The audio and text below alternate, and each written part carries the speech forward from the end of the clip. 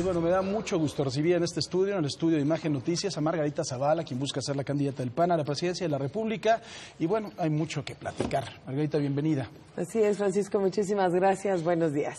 Oye, yo te lo pregunté desde que Felipe estaba en la presidencia. Te lo dije sí, en algún momento. Bueno, yo creo que todo el mundo te lo preguntó, ¿no? Tampoco me voy a ganar un premio, el Pulitzer, por eso. Yo creo que te lo preguntó todo el mundo y ahorita ya es una realidad. ¿Qué sentimiento, qué es lo que has platicado también? ¿Qué es lo que te dicen tus hijos? Porque yo creo que debe ser difícil, ¿no? Yo creo que les dices, oye, vamos a estar otra vez ahí 6 años en los pies, te deben decir, oye, ya párale, mamá. Pues mira, realmente lo que uno va decidiendo sobre su vida y eso también va formando a los hijos, es como ir respondiendo a tu vocación. Sí.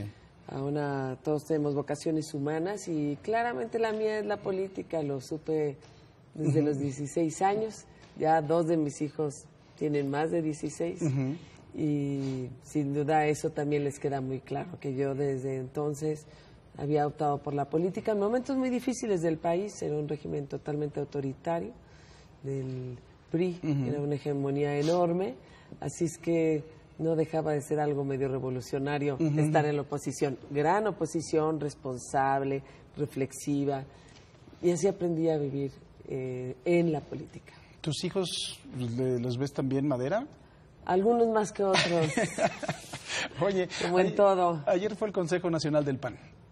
¿Qué es lo que va a pasar al interior? ¿Qué es lo que pasa con Ricardo Anaya? Porque se están jaloneando un poquito fuerte, ¿no? Los partidos políticos son un organismo de interés público y vaya que son de interés público porque se da mucho dinero ahí, que por cierto yo soy de las que opino que deberíamos de bajarle el financiamiento público. Ya hasta lo diría que podría quitarse el financiamiento público. Yo entré al PAN cuando no recibíamos financiamiento público y así ganábamos elecciones. Al contrario, los ciudadanos participan mucho más, pero bueno, eso es una discusión muy larga. Y los partidos políticos, por eso sí es importante saber qué está pasando en ellos. La Asamblea Nacional eligió un Consejo Nacional que espero que asuma su momento histórico. Y yo ayer vi a mucha gente que está dispuesta a asumir el momento histórico de Acción Nacional. Sin duda la posibilidad de obtener un triunfo en el 2018, una estrategia que se tiene que reflexionar con miras hacia el 18, que por supuesto pasa por estas elecciones del 2017. Sí. Y yo lo que espero de este Consejo es que sea una conciencia nacional, una conciencia crítica del partido. No decide quién es el candidato a la presidencia, pero sí puede decidir muchas cosas y el reto es acercarse a los ciudadanos, un discurso diferente, una manera de hacer la política distinto y exigir precisamente que se discutan cosas importantes para los ciudadanos. ¿Se va a volver a hacer otra vez por elección? ¿Por elección directa de los militantes o todavía no lo saben? No sabemos. Yo de entrada pues es un padrón en el que obviamente no confío y que no confía a nadie, en donde nadie ha excluido a miles de personas que han querido registrarse y no se registran. Se está haciendo una depuración, eso realmente no es suficiente, aunque qué bueno que se haga. El modelo tiene que ser en el que salga más unido el PAN. Si no confías en el padrón, no confías en el presidente del PAN. No, es distinto. ¿Sí? Es distinta las razones de unos y de otros. ¿Tú crees que debe de seguir Ricardo Anaya como presidente del PAN si él también aspira a lo mismo que tú? Es un tema de que bajo un principio muy elemental de si se es juez y parte. No hay que ser juez y parte, pero de todos modos el problema son los actos, no exactamente es decir, es un principio. No se debe ser juez y parte en cualquier cosa. Y en este caso sería juez y parte porque está buscando la candidatura. Me preocupa más los actos que van en sentido únicamente dirigidos hacia él que otros. Pero bueno, eso lo estamos discutiendo internamente. Lo importante para México es que el PAN sea fuerte, esté unido, está fortalecido con los ciudadanos. En eso sí estoy trabajando. Pero no podemos dejar a un lado el trabajo directo con los ciudadanos, las propuestas. Oye, A mí me preocupa un poco Anaya y me preocupa Moreno Valle, porque no son ninguno de los dos buenos perdedores, y eso lo hemos visto, ¿no? Y parece, no me consta, pero parece que el propio Anaya también en algún momento traicionó a quien lo encumbró dentro del propio partido. Entonces, ¿tú ves un piso parejo para esta elección? No, hasta el momento no, y sin duda eso es muy importante. Pero a mí lo que me preocupa, pues, es López Obrador, digamos, los adversarios del PRI, ¿no? Y del PRD, pues. ¿Adentro tú estás tranquila? Adentro estoy convencida que el PAN, a través de sus militantes, de sus liderazgos, tendrá sus mecanismos. A ver, López Obrador, te andabas peleando con él. No, él, digamos que él comentó precisamente algunas cosas que para mí era importante aclarar.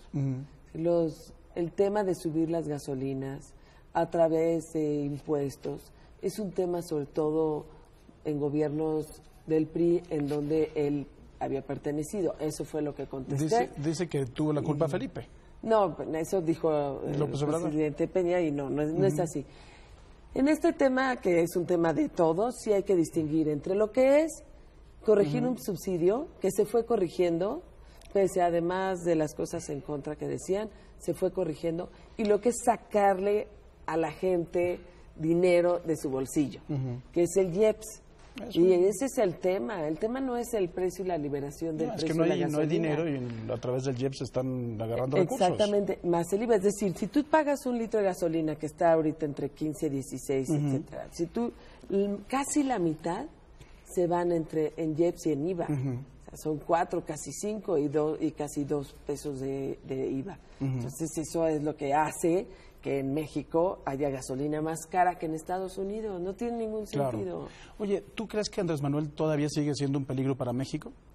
Vaya, es para mí un retroceso en muchos sentidos, pero ya habrá sus momentos de contraste y desde luego el PAN tiene que hacer un proceso de reflexión si está perdiendo o no competitividad por no decidirse, por concentrarse en otras cosas, por poner los spots en manos de solo una persona y de un solo nombre.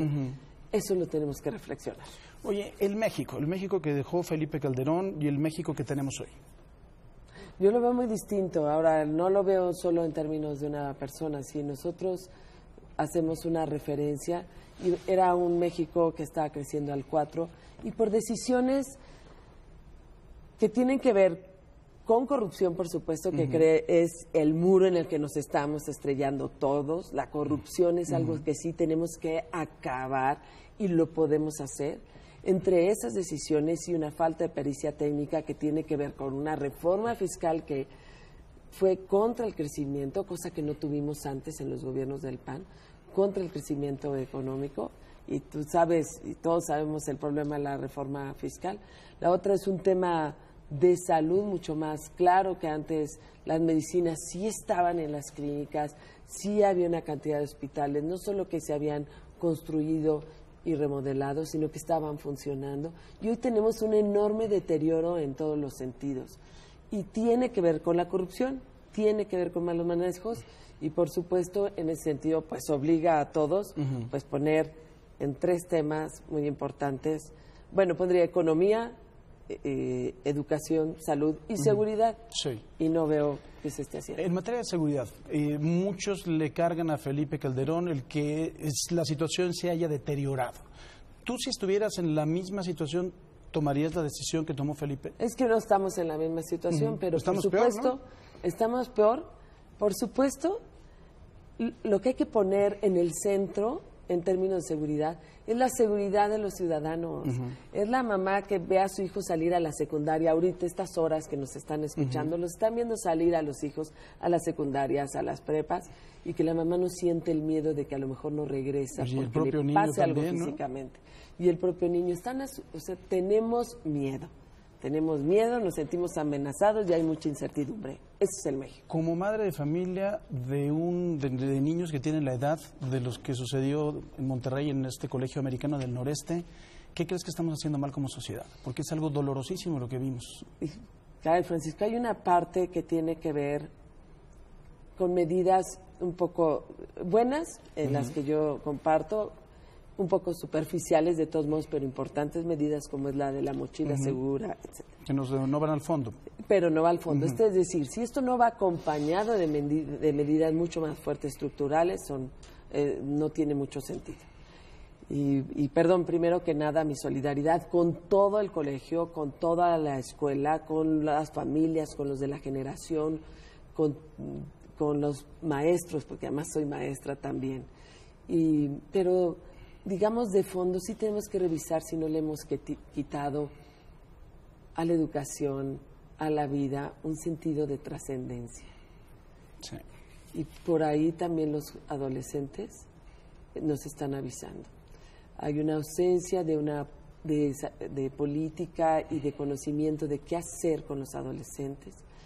Los papás tenemos que platicar más con nuestros hijos, los maestros tenemos que estar más en contacto con nuestros ciudadanos y los políticos más también con los ciudadanos, claro, y con la sociedad, mucho más sensibilidad, que eso, por cierto, ha faltado enormemente. Otra de las cosas importante, si llegas a ser elegida candidata del PAN, si llegas a ser elegida presidente de la República, ¿qué haces con Trump? O sea, ¿cómo contestar, cómo tener relaciones con nuestro primer socio comercial, pero que está en una beligerancia verdaderamente ridícula, ¿no? Para no hablar, digamos, hasta ya, de entrada, porque hasta en términos legales es importante. Sí. Primero, es un discurso, ese discurso maniqueo contra los demás. Sí me parece una exclusión, un nacionalismo excluyente que lo disfraza de proteccionismo, que lo que en realidad disfraza, lo disfraza de patriotismo, pero es ese nacionalismo excluyente y además acompañado de un enorme proteccionismo en términos económicos. Que hasta Xi Jinping le está reclamando, ¿no? Eso es la cosa más ilógica del mundo. Es una combinación terrible en un gobierno. Ahora, Estados Unidos tiene instituciones como para que aguante. Entonces, ¿qué tenemos que hacer nosotros? Pues, en primer lugar, no tenerle miedo. Tenemos mucha fuerza, hay que negociar con dignidad, con energía, con fuerza, por lo que tenemos, por lo que somos y por lo que representamos a Estados Unidos. ¿Quieren renegociar el Tratado de Libre Comercio? A mí me dio la impresión que en la visita pasada de entrada ya se le había dado eso, porque dijeron, vamos a modernizarlo, es decir, ya ni siquiera podemos negociar eso. Claro. Hay que hablar no solo con el gobierno de Estados Unidos, con nuestros sectores productivos. ¿Qué vamos a hacer con esos sectores? Entonces, no solo es saber cómo nos enfrentamos allá, ¿qué hacemos aquí? ¿Cómo logramos que los empresarios se sientan respaldados por su Estado, por México, para diversificar los mercados? ¿Y qué es lo que tenemos que hacer en cada rubro, en todo caso, del tratado? Ahora, el planteamiento, o sea, lo que hay que negociar, no solo es el tratado, es toda la relación bilateral. Claro. Toda la relación bilateral. ¿Cómo apoyarías a los migrantes en Estados Unidos? Y esa es fundamental. Mira, yo es un tema que traigo muy cercano. Y bueno, todos los mexicanos, todos los que nos están escuchando ahorita tienen un migrante en Estados Unidos, familiar o más o menos cercano. La mayoría los tenemos indocumentados. Desde luego tiene que haber de entrada una solidaridad traducida en una red de protección consular mucho más apoyada. Yo conozco muchos consulados en Estados Unidos y de verdad trabajan muy bien. La mayor parte trabaja muy bien. Con pocos o más o menos recursos hacen muchas cosas. Sí. El que es chofer trabaja en la parte de violencia intrafamiliar y además sella pasaportes. Así son, por todo lo que tienen que trabajar. Sí tenemos que apoyarlos mucho más. De tal modo que cada migrante sepa que ahí hay alguien que los va a responder. Sí necesitamos una estrategia jurídica, diplomática. De acuerdo. Cómo ir defendiendo a cada migrante. Y al mismo tiempo decirles, si aquí te deportan, aquí te recibimos. Y encontrarán un pueblo realmente solidario. Cuando fue las elecciones, fíjate, a veces nos tardamos en responder. Cuando fueron las elecciones de Estados Unidos, fue el martes 8 de noviembre. Gracias. El 10 de noviembre se aprobó el presupuesto. Yo fui diputada federal y estuve metida en los presupuestos. Del 8 al 10 pudo haberse cambiado el presupuesto. Así nada más decir, ponle 100 millones de pesos más a esta red para contratar abogados, ¿no? Exactamente. Sí. Nada más para avisarle, no están solos. Pero estás pidiendo mucho, si no lo entendieron, que también aprobaron lo del alza de la gasolina y ahorita ya lo quiere echar para atrás. Tenemos que, hay que echarlo para atrás de alguna De acuerdo, pero lo podían haber denunciado desde antes, ¿no? Sí, oye, tú estás en varias pistas y estás también, no sé cómo le haces para querer ser candidata de tu partido y todo, y estás en otras cosas, también estás ayudando, ¿no?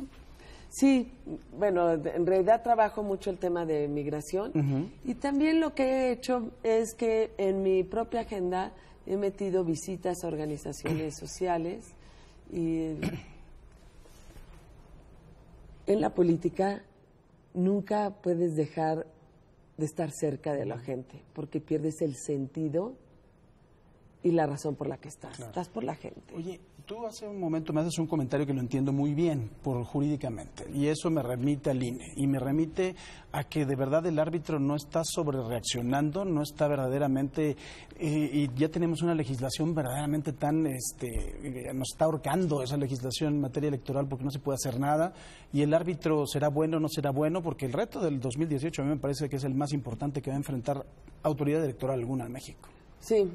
Yo soy de libertades y en el tema de derechos políticos con mayor razón. Y por eso yo sí avisé que buscaría la presidencia de la República. Lo avisé cerca de un año primero porque no me gusta el doble lenguaje. Y de hecho a la gente no le gusta el doble lenguaje. Y prefería ser clara con ellos, con el PAN, con los ciudadanos, para que también supieran cuando yo iba a las cosas cuál era mi intención última. Sí. No la más importante que es México, pero la última y cuál era mi finalidad. Pero es absurdo pensar que una ley te obliga a mentir. Así es que dije, esto es absurdo, voy a decir claramente qué estoy buscando. Y la otra, sí tenemos que hacer un esfuerzo por dar libertades en las cosas. Libertades para decir lo que se piensa, lo que haría, y no tener un árbitro que está sobreregulando las cosas. Pero es más culpa de la ley que del propio árbitro. Eso sí lo quiero decir. Sin duda va a ser un tema, Felipe Calderón, para atacarte. En ese supuesto, ¿Felipe te da o te quita? Siempre es una fortaleza, la verdad, tener a alguien que ya estuvo ahí y que además estuvo ahí en momentos muy difíciles. Nosotros en México pasamos de la mejor manera y hasta de ejemplar manera la peor crisis internacional que se había tenido. Entonces, al contrario, pasamos el tema de la influencia, la solidaridad misma de las personas en los momentos muy violentos y la manera en que se fue enfrentando. Yo, al contrario, creo que es una fortaleza, pero de las decisiones de gobierno, la responsable soy yo. O sea, ¿no lo dejarías que metiera mano o sí lo escucharías? Siempre será, por supuesto, una fortaleza, pero son decisiones de gobierno. ¿Te toca a ti? Bien, claro. Te toca. Nada más. Oye, tú dices que eres cercana a la gente. Yo muchas veces le digo más o menos el índice de cercanía de los políticos a la gente y le pregunto precios de las cosas. Un día se lo hice a tu compañero Santiago Krill, se fue muy enojado del estudio porque creo que nunca ha ido al súper, Santiago. Es que es muy nice. No sé. Sí, Santiago es muy nice, entonces como que nunca ha comprado tortillas, pero yo creo que vamos a ver cómo va contigo. A ver, el kilo de tortilla, ¿sabes en cuánto está? Está en 11, pero la verdad es que también la puedes encontrar como 15 y luego ya hay señoras que me dicen, no, es que en tal lugar está hasta 19. Efectivamente. Ya baja un poco, debe estar entre 11, que es lo que debería de estar, y 15, yo creo que está por ahí. Efectivamente, exactamente. El kilo de limón, ¿sabes cómo está? Estuvo muy alto, debe estar como en los 30, ¿no? 27. 27, sí, muy bien. ¿Qué otra cosa? Ha bajado un poco, pero pues. ¿El huevo? Ese debe estar 20 y 22. Muy bien, le vas a tirar 21. ¿Un bolillo? 2 pesos. ¿Dos pesitos? Ese sí lo sé porque me encanta el bolillo. La verdad me gusta mucho. Está entre unos 52. No, eso quiere decir que sí vas al súper. ¿El boleto del metro? 5. Igual también los micros. Sufre Santiago Krill. Margarita Zavala, muchísimas gracias. Al contrario, Francisco, muchísimas gracias. Te agradezco mucho. Vamos a estar muy pendientes de esta carrera a la presidencia de la República en donde se nos va el país. Muchísimas gracias. Lo vamos a tomar. Gracias, Margarita. Hacemos una pausa, volvemos con usted. Esto es Imagen Noticias.